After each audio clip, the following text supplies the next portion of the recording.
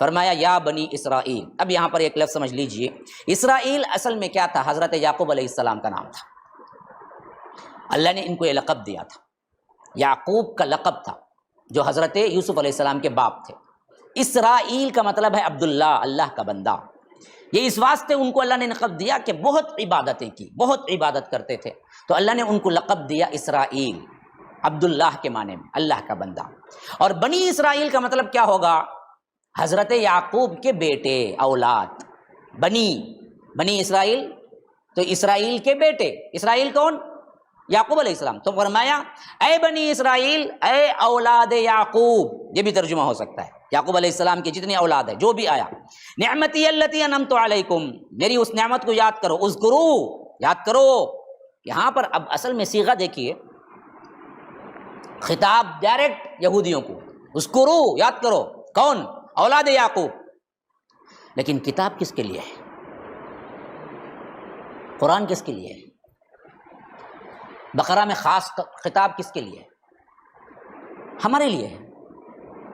حالانکہ خطاب وہاں ہو رہا ہے اذکرو، اولاد یعقوب، یہودیوں یاد کرو. اور کہا امت مسلمہ سے، کیوں؟ اب تم ہی یاد کرنا ہے، وہ یاد کر کے کیا کریں گے؟ یاد اب تم ہی کرنا ہے کہ ان کی طرح نہ بن جاؤ. یہ تم اپنے اوپر منطبق کر کے دیکھو. ہاں تو فرمایا یاد کرو. کیا یاد کرنا ہے؟ پہلا نعمتی، میری اس نعمت کو، التی انعمت علیکم، جو میں نے تم پر کی. واوفوا بعہدی، اور وہ بھی یاد کرو جب ہم نے تم سے کہا تھا کہ میرے عہد کو پورا کرو. اوفی بعہدکم، تب میں میرا جو عہد تمہارے ساتھ ہوگا وہ پورا کروں گا. یہی عہد ہم سے بھی ہوا ہے.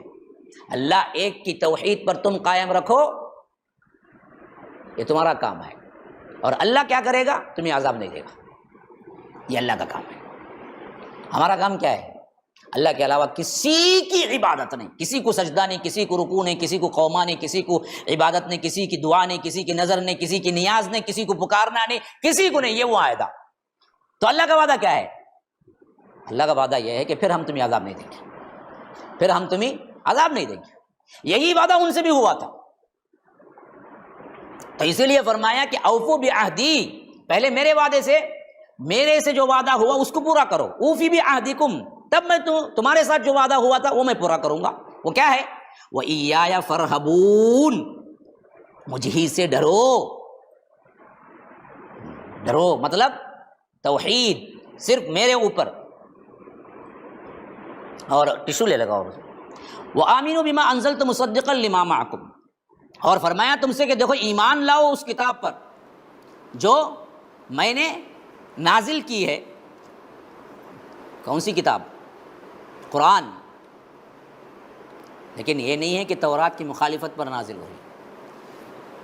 قرآن تورات کی مخالفت میں ہے، فیور میں ہے، ہاں تائید کرتی ہے نا. اسی لیے فرمایا کہ وَآمِنُوا، ایمان لاؤ، بما انزلت مصدقا لما معکم، جو میں نے نازل کی ہے، جو تمہارے درمیان جو کتاب ہے تورات کی، اس کو تصدیق کرتے ہوئے آئی ہے، خلاف نہیں آئی ہے. قرآن کہتا ہے کہ تورات بھی اللہ کی کتاب ہے، انجیل بھی اللہ کی کتاب ہے.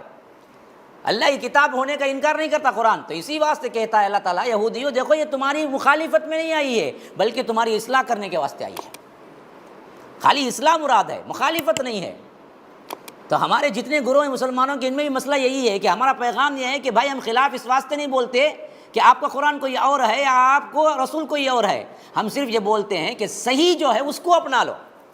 خلاف ہم نہ رسول کے نہ قرآن کے ہیں. تم بھی مانتے ہو، ہم بھی مانتے ہو، ایک پہ آ جاؤ. تو فرمایا کہ میں نے جو نازل کیا ہے، میری نازل کردہ اس کتاب پر ایمان لاؤ جو تمہاری جو کتاب ہے ہاتھ میں، مصدقا لما معکم، اس کی تصدیق کرتی ہے.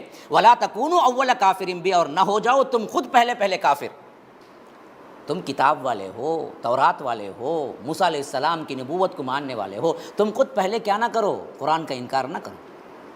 یہی بات ہم اپنے مسلمانوں سے بھی کہتے ہیں کہ دیکھو جب قرآن کی آیتیں پیش کر دی جائیں، صرف ہٹ ڈرمی کی وجہ سے انکار مت کرو، کیونکہ تم خود مسلمان ہو، قرآن کو مانتے ہو. قرآن سے ثابت ہو جائے مسئلہ، دیکھو بھائی قرآن میں ہے، دیکھو بھائی یہ شرک ہے، دیکھو بھائی یہ حرام ہے، اور پھر بھی کہیں کہ نہیں جی ہمارے امام جو بولیں گے وہ مانیں گے، ہمارے پیر جو بولیں گے وہ مانیں گے، تو یہ بہت بڑی جسارت ہے. اسی لیے فرمایا ولا تکونوا اول کافر بھی، تم خود کیا نہ کرو، کافر نہ بن جاؤ سب سے پہلے. اور ولا تکونوا اول کافر بہ ولا تشتروا بآیاتی ثمنا قلیلا. پھر فرمایا کہ دیکھو میری آیتوں کو تھوڑی قیمت پر نہ بیچ ڈالو. تو اس کا مطلب کیا ہے؟ زیادہ اماؤنٹ آیا تو بیچ ڈالے جا کیا فتویٰ بگاڑ کے دے دیا؟ نہ، مطلب یہ ہے کہ پوری دنیا کا اماؤنٹ تمہیں دیا جائے تب بھی تم قرآن کے خلاف یا قرآن کے اللہ تبارک و تعالیٰ کے احکامات کے خلاف کوئی چیز بیچ کر کیا ہے اپنا فائدہ کرتے ہو تو پوری دنیا کی قیمت بھی کم ہی ہے، دین اس سے اونچا ہے.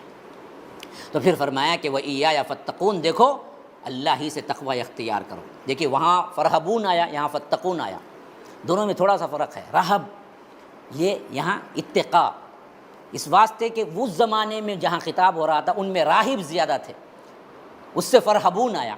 اور ہم میں جو ہوں گے وہ کون ہوں گے؟ متقی ہوں گے. ہمارے عبادت گزار بندوں کو ہم کیا بولتے؟ متقی بولتے. راہب کوئی بولتا کیا؟ ان کے عبادت گزار بندوں کو کیا بولتے تھے؟ راہب بولتے تھے. تو پہلے وہاں بتایا کہ فرحبون رہب سے، اور یہاں بتایا فتقون.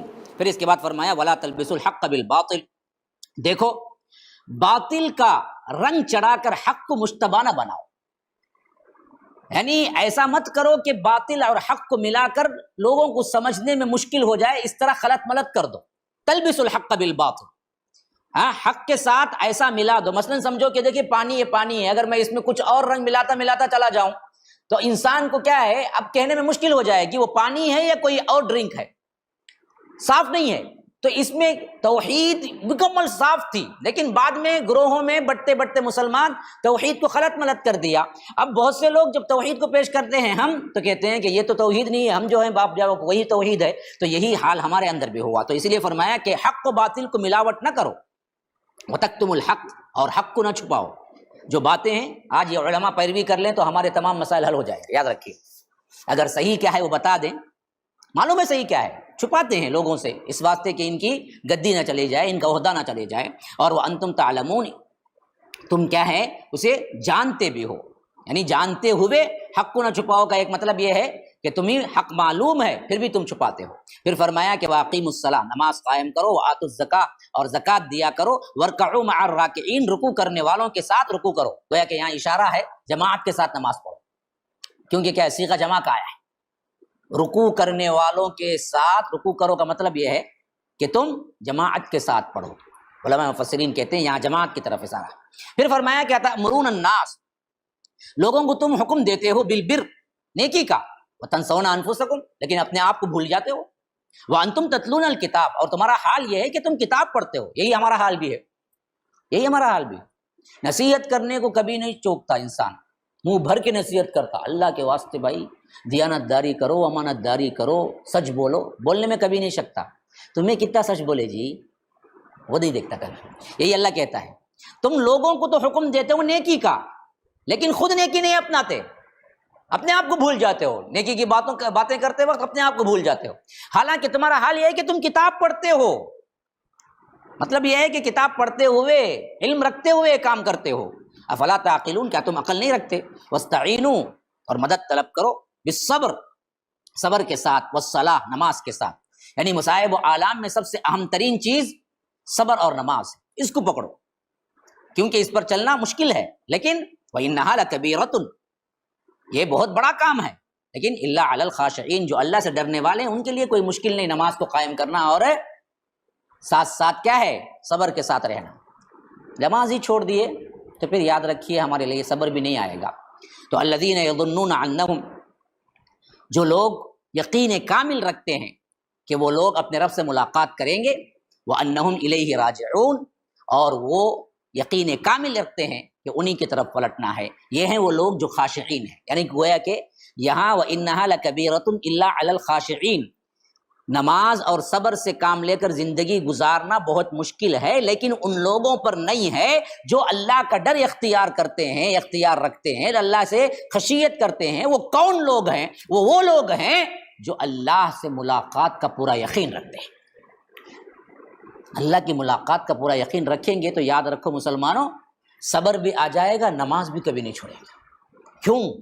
پہلا سوال وہی ہوگا نا خبر میں تمہارے ساتھ، تو کیسے چھوڑے گا بندہ؟ تو خاشعین کی صفت بیان ہوئی ہے کہ کون ہے خاشع؟ جن کو نماز اور صبر سے زندگی گزارنے میں کبھی پریشانی نہیں ہوگی، وہ لوگ ہیں جو یقین کامل رکھتے ہیں کہ ہم اللہ سے ملاقات ضرور کریں گے اور اسی کی طرف ہم کو پلٹنا ہے۔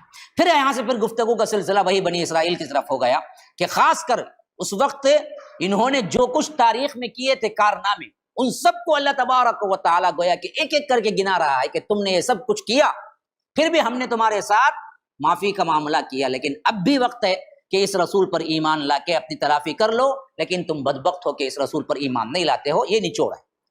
اب لفظ پڑھیے، یا بنی اسرائیل اذکروا نعمتی التی انعمت علیکم، اے اولاد یعقوب یا بنی اسرائیل، یاد کرو اس نعمت کو جو میں نے تم پر تمام کی تھی، علیکم تم پر ہم نے پورے عالم پر کیا نعمت دی تھی، وہ نعمت کون سی ہے جو تمام کی میں نے، وَأَنِّي فَضَّلْتُكُمْ عَلَى الْعَالَمِينَ، تمام دنیا پر تم کو فضیلت دیا تھا۔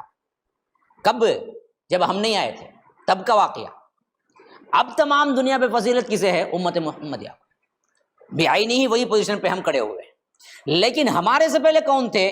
بنی اسرائیل تھے، تو اسی لیے فرمایا کہ اذکرو، یاد کرو، نعمتی التی انعمت علیکم، میری اس نعمت کو جو میں نے تم پر کیا تھا، وانی فضلتکم علی العالمین، جو تمام انسانوں پر تمہیں کیا ہے؟ برتر بنایا تھا، لیکن ہوا کیا؟ تم بدتر بن گئے، وضربت علیہم الذلۃ والمسکنہ، بدتر بن گئے۔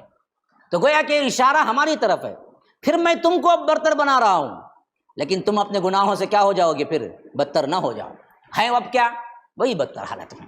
قرآن پڑھو، آنکھیں کھل جائیں گی، اگر ذوق پیدا ہو جائے نا تو انکشافات کے انکشافات ہو جائیں گے۔ گویا کہ کسی سائنسدان کو کیا ریسرچ کرتے کرتے کیا ہے، اس کے دروازے جو کھلتے جاتے ہیں کہ یہ دیکھا وہ دیکھا، ایسی ہی ایک بہت بڑی دنیا ہے قرآن، جس کے اندر سے کیا ہے موتیاں نکلتے چلے جائیں گے جب آپ اس کے اندر ذوق لگائیں گے۔ کیسے ذہن کھول رہا ہے دیکھو، وہی حالت تمہاری بھی ہے اب فی الوقت۔ تو ایسے نہ بن جاؤ جو وہ لوگ بنے تھے، اور ان کے بننے کا وجہ اہم ترین کیا بنی وہ بتا رہا ہے، واتقوا، ڈرو، یومن، اس دن سے، لا تجزی نفس عن نفس شیئا، جو کسی نفس کے لیے کسی نفس کا کوئی کام نہیں آئے گا، کوئی نفس کسی نفس کے لیے کچھ کام نہیں آئے گا، ولا يقبل منها شفاعہ، نہ اس کے لیے کوئی شفاعت قبول کی جائے گی، ولا يؤخذ منها عدل، نہ کوئی فدیہ قبول کیا جائے گا، ولا هم ينصرون، نہ اس کے مدد کیے جائے گی۔ کیا مطلب؟ مطلب یہ ہے کہ تمہارے بگاڑ کی وجہ سب سے اہم ترین جو تم کو ہم نے فضیلت والا بتایا وہ یہ تھا کہ اعمال اور توحید پر بھروسہ کرو، اور کسی کو دراصل کیا نہ کرو، اپنے ساتھ شریک کر کے اولیاء فلاں انہوں شافی انہوں کریں گے، ان کا دامن پکڑیں گے، ان کا دامن پکڑیں گے، یہ عقیدہ نہ بناؤ۔ کیوں؟ اس عقیدے میں کوئی سچائی نہیں ہے، کیونکہ وہ دن ایسا دن ہوگا جو کسی کو کسی آدمی کا کچھ کام نہیں آئے گا، نہ اس سے فدیہ لیا جائے گا، نہ اللہ تبارک و تعالی دوسرا شفاعت قبول کرے گا، نہ وہ مدد کر سکتا ہے۔ جب یہ بات یقینی ہے تو تم اپنے توحید اور عمل پر تم کو جنت ملے گی۔ یہی عقیدہ بنی اسرائیل کو بھی دیا، یہی عقیدہ ہم کو بھی دیا، لیکن ہوا کیا بگاڑ؟ انہوں بولے نہیں یہ عقیدہ نہیں، ہمیں کیا بھی کریں گے جنت میں بھیجیں گا اللہ، کیوں؟ ہمیں اللہ کے بیٹے جیسا، نحن ابناء اللہ و احباؤ۔ ان کا عقیدہ بھی وہی خراب ہوا، ہمارا عقیدہ بھی اسی میں خراب ہوا۔ ہم بھی کیا بولے؟ ارے عمل سب نہیں بھائی، ہم امت محمدیہ ہیں، ہم امت مرحومہ ہیں، ہم فلاں ہیں، اللہ ہم کو جہنم میں ڈالیں گا کیا؟ اللہ کے رسول چھوڑ ڈالیں گے کیا؟ عبد القادر جیلانی چھوڑ ڈالیں گے کیا؟ کالے شاہ ولی کریں گے کیا؟ یہی عقیدے کا بگاڑ تھا۔ حالانکہ عقیدہ کیا دیا اللہ نے؟ قیامت کے دن کوئی نفس کسی نفس کے کام نہیں آئے گا، نہ شفاعت قبول ہوگی، کافر کو کوئی شفاعت نہیں، مشرک کو کوئی شفاعت نہیں، اللہ کے رسول صلی اللہ علیہ وسلم بھی نہیں کریں گے۔